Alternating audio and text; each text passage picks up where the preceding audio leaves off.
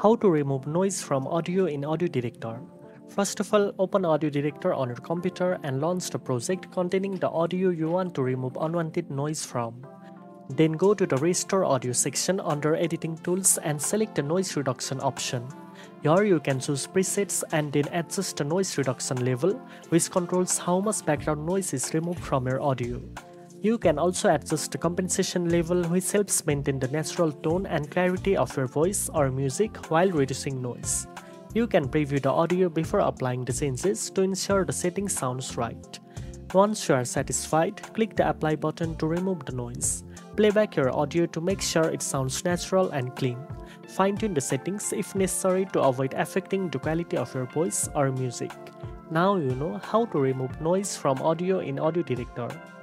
If you found this video helpful, don't forget to like, share and subscribe for more editing tips. Thanks for watching and I'll see you in the next one.